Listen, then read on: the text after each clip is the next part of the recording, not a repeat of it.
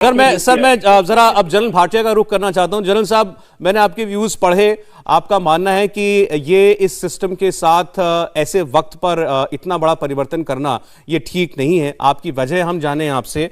उससे पहले मैं जो सबसे बड़ी वजह इस स्कीम को लॉन्च करने की बताई गई, दो तीन बड़ी वजह, वो मैं आपके और दर्शकों के सामने रखना चाहता हूं।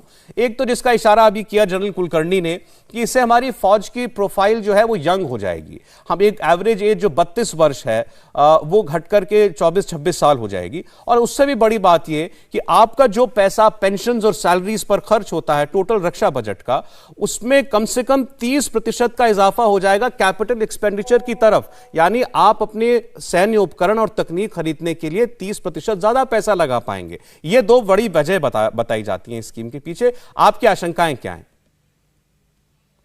देखिए, आर्म फोर्सेस का जो रोल है वो बड़ा सिंपल सा रोल है। वो है, कहते हैं ना कि फौज लड़ाई लड़ेगी। फौज लड़ाई लड़ना नहीं होता, फौज को पीस इंश्योर करना पड़ता है।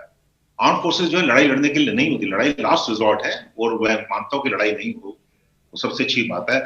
लेकिन पीस इंश्योर तब होगा जब आप तैयार रहेंगे, आप डिफेंस प्रिपेयरनेस आपको देगी, ऑपरेशन रेडीनेस ठीक होगी।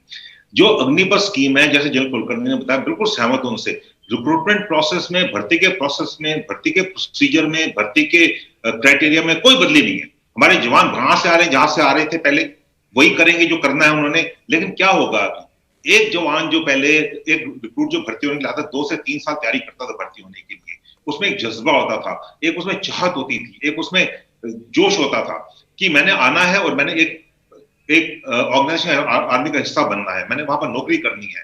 अभी वो 4 साल के लिए क्यों आएगा बताइए? नंबर एक, वो नहीं आएगा। वो पहले पुलिस में जाएगा, पहले सीएपीएफ में जाएगा, आसाम राइफल में जाएगा, कि वहां से पक्का नौकरी है। मैं क्यों आऊंगा कि मुझे 75% तो निकाल देंगे 4 साल के बाद, मेरी पक्की नौकरी नहीं है। जब मुझे निकालेंगे मैं वापस जाऊंगा, मुझे गांव में बोलेंगे तू तो फेल होके आ गया, तू रिजेक्टेड है, तू रिजेक्टेड है, फ्रस्ट्रेशन होगी उसकी, तो वो बड़ा मुश्किल होगा। आर्म फोर्सेस क्या असर होगा? प्राइमरी रोल क्या है हमारा? Primary role defence of the nation. उसमें क्या फर्क पड़ेगा? एक जवान जब आता है पलटन में, 42 हफ्ते की ट्रेनिंग के बाद आता है, मैं मानता हूं आता है ट्रेनिंग के बाद, लेकिन उसके बाद उसको खुद ट्रेन करते हैं। जब तक 3 से 4 साल तक वो पलटन में, बटालियन में जहां वो नौकरी करता है, वहां का हिस्सा बनने के लिए वो 3 से 4 साल लगते हैं। अभी हम 4 साल में उसको हम क्या करें तो वापस चला जा। जरूरी बात है वो अपना पूरा रिस्क वर्जन होगा, उसमें रिस्क नहीं लेगा क्योंकि उसे वापस जाना है, 75% वापस जाना है। तो मेरे ख्याल से ये जो बिल्कुल गलत स्कीम है, इसमें किसी का फायदा नहीं है। आपका प्राइमरी रोल जो है वो बहुत खतरनाक हो जाएगा, बहुत खराब हो जाएगा।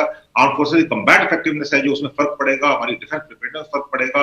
और उसमें फायदा किसका होगा? किसी का फायदा नहीं होगा उसमें। अगर आप सोचते हैं कुछ आप पैसे बचा लेंगे, मेरे ख्याल से उसमें भी मुझे शक है, क्योंकि जो पैसे बचेंगे उसको आप दूसरा खर्च करना होगा। या तो उनको आप परमानेंटली बोलिए कि 75% जो निकलेंगे से उनको मैं सीएपीएफ में लूंगा। होम मिनिस्टर ट्वीट करा है उसमें, लेकिन उन्होंने प्राथमिकता देंगे, प्रायोरिटी देंगे। ये नहीं देंगे कि उन्होंने आपको जरूर लेंगे, ठीक है? उसमें बहुत अंतर है उसमें। और जो एश्योरेंस दी जाती है और जो होता है आउटकम होती है, हमने देखा, बहुत सालों तक देखा हमने, सफेद हो गए 40 साल नौकरी करी फौज में, उसमें काफी फर्क आता है।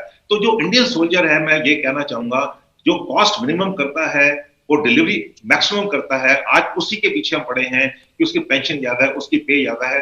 हमें देखना चाहिए कि अगर हम उसको इज्जत नहीं देंगे, उसको पेंशन नहीं देंगे, उसको पे नहीं देंगे, उसको सिर्फ 4 साल रखेंगे, तो लड़ाई क्यों लड़ेगा? Why should he risk himself? क्यों रिस्क करेगा वो? अपनी नाम नमक निशान बोलते हैं, हमें क्यों क्यों मैं करता हूं? मुझे अपने पैटर्न की इज्जत लड़ना है, मुझे अपने साथियों की इज्जत लड़ना है, वो मैं नहीं लड़ता। मैं क्यों करता हूं? मेरे पीछे मुंह होता हूं जवानों को, मेरे पीछे क्यों आते हैं? उनको भरोसा है, उनको विश्वास है कि मैं देखभाल करूंगा, उनके साथ रहूंगा, उनकी जान बचाऊंगा मैं।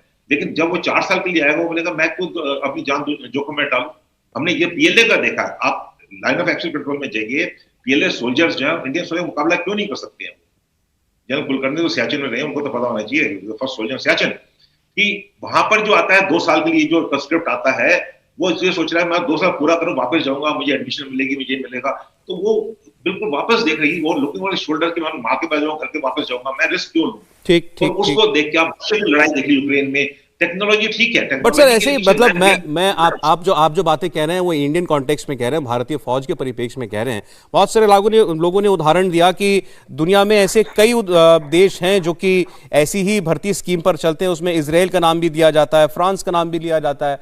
एक साल की भी भर्ती होती है, और इसराइल के अंदर जो है 30 महीने पुरुषों के लिए, 22 महीने महिलाओं की भर्ती होती है, और उसको उनको दुनिया के सर्वश्रेष्ठ सोल्जर्स में गिना जाता है। और इसराइल की बात अलग है, तो उनकी पॉपुलेशन दिल्ली से कम है, उनकी पॉपुलेशन, ठीक है, उनकी अपनी मजबूरियां हैं, उनके अपना कंटेक्स्ट है, उनकी अपनी थ्रेट एनालिसिस है, सिक्योरिटी चैलेंजेस है, हमारे सिक्योरिटी चैलेंज अलग है। हमारे 3488 किलोमीटर का इंडिया चाइना बॉर्डर है जो कंटेस्टेड है। हमारी AGPL है जो सियाचिन में 126 किलोमीटर की अनकंटेस्टेड है। हमारे लाइन ऑफ कंट्रोल पे इन्फिल्ट्रेशन होता है, कंटेस्टेड है वो, ठीक है, या तो आपके बॉर्डर आपको, तो वो बिल्कुल अलग चीज है। आपने सर दो तीन बहुत बड़े विषय उठाए जनरल साहब, मैं उनका जवाब आगे लेता हूं। मैं एक बार जनरल मैसन का रुख कर लूं, उसके बाद हमारे बाकी जो दो बड़े मेहमान उनके पास हम चलेंगे। आपने ये कहा अभी, जनरल भाटिया ने ये कहा, जनरल मैसन, कि आपके पास जो जवान आएगा वो पूरी तरीके से सोल्जरिंग के लिए तैयार नहीं होगा, वो पूरा सैनिक नहीं बन पाएगा 4 साल के अंदर, और वो जब वो सेना में भर्ती हो भी जाएगा ट्रेनिंग के बाद, उसके बाद भी उसके पास सेना के लिए, देश के लिए लड़ने का जो जज्बा होना चाहिए वो पूरी तरह नहीं होगा। वो ये सोचेगा कि मैं अपनी जान को खतरे में डाल रहा हूं, जबकि 4 साल बाद मुझे तो चंद लाख रुपए देकर के वापस भेज दिया जाना है, तो वो अपनी जान खतरे में डालने से बचेगा, कतराएगा। आपको ऐसा लगता है? सौरभ, पहली बात ये, जो जहां तक स्कीम का सवाल है, ये काफी इस पे चर्चा हो रही है। देखिए, इरादा तो नेक है, अच्छा इरादा है, लेकिन प्रैक्टिकली कुछ चीजों को एनालाइज किया जाए तो इसमें इम्प्लीमेंटेशन सबसे जरूरी बात है।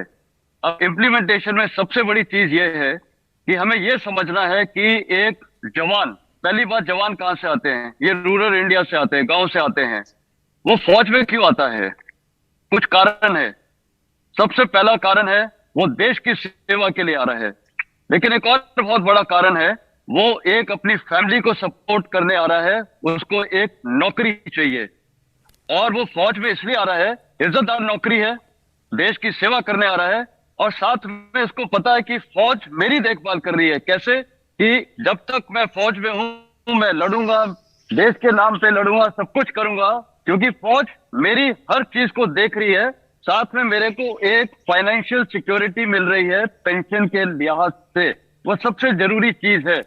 मैं एक हफ्ते पहले कुछ जवानों से बात कर रहा था गुड़गांव में रह के, क्योंकि वहां पर वैरायटी ऑफ जवान है, मैं उनकी रेजिमेंट नहीं बताऊंगा। जवानों से मैंने पूछा, ये स्कीम आप लोग के लिए लागू है, आप लोग का क्या सोच विचार है?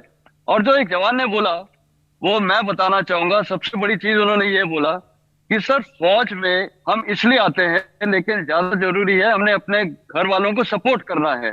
और अगर आज पैरामिलिट्री फोर्सेस हैं, सेंट्रल आर्म पुलिस फोर्स हैं, ये सब में पेंशन मिलती है, वहां पर एक जवान 60 इयर्स पे रिटायर होता है। हम अभी सिर्फ अगर 4 साल करेंगे तो कोई भी जो भर्ती होने आएगा उसके लिए फौज एक लो प्रायोरिटी हो जाएगी, और वो सेंट्रल आर्म पुलिस फोर्स वगैरह में जाना चाहेगा, क्योंकि वहां उसको एक सिक्योरिटी है। देखिए, देश के लिए एक जज्बा अलग चीज है, लेकिन सबको एक सिक्योरिटी चाहिए, फाइनेंशियल स्टेबिलिटी चाहिए। और उसको पता है, जब मैं फौज छोड़ूंगा, फौजी हर टेरेन में जाते हैं, सियाचिन से लेके लद्दाख से लेके अंडमान निकोबार से लेके राजस्थान तक, हर टेरेन में जाता है। क्यों जाता है? क्योंकि उसको पता है ये मैंने सहना है, देश के लिए सहना है और अपनी फैमिली के लिए सहना है, क्योंकि कल जब मैं रिटायर होऊंगा, ये मेरा जो पैसा है, पेंशन आएगी, मैं अपने परिवार को देख सकता हूँ। 35 से 40 साल की उम्र में वो फौज छोड़ देता है, मजबूरन उसको पेंशन जाना पड़ता है। अब सवाल उठता है कि अगर ये हकीकत है, कल रक्षा मंत्री ने भी बताया कि अनाउंसमेंट किया जाएगा ये स्कीम का, कि उनको सेंट्रल आर्म पुलिस वगैरह में एब्जॉर्ब किया जाएगा, होम मिनिस्टर ने भी बोला है। मेरा कहने का तात्पर्य यह है कि देखिए, जिस दिन उनको गारंटी मिल गई कि आपको अगर फौज में एब्जॉर्ब नहीं हो पाए, जो 75% लोग निकलने हैं, तो अगर आपको गारंटी है कि आपको कॉर्पोरेट सेक्टर लेगा, सबके साथ अगर एक बॉन्ड साइन किया जाए कि अगर आप यहां पर नहीं हुए और आपको कल निकाल दिया गया, निकालना तो है ही, 75% लोग, आपको स्टेट पुलिस में लिया जाएगा या यहां लिया जाएगा, एश्योरेंस है, गारंटेड है। तो ये स्कीम बहुत अच्छी है। फिर वो जवान देश के लिए लड़ेगा मरेगा, क्योंकि उसको पता है कि मैं मेरा सिक्योर फ्यूचर हूं। सेफ है। लेकिन अगर कल फ्यूचर सेफ है, लेकिन कल उसको अगर अब बाहर जाके नौकरी देखनी है, देखिए अवेलेबिलिटी ऑफ टैलेंट बहुत है। इंडिया टीवी हर वक्त हर जगह डाउनलोड करने के लिए सर्च करें India TV news Google play store या ऐप स्टोर पर।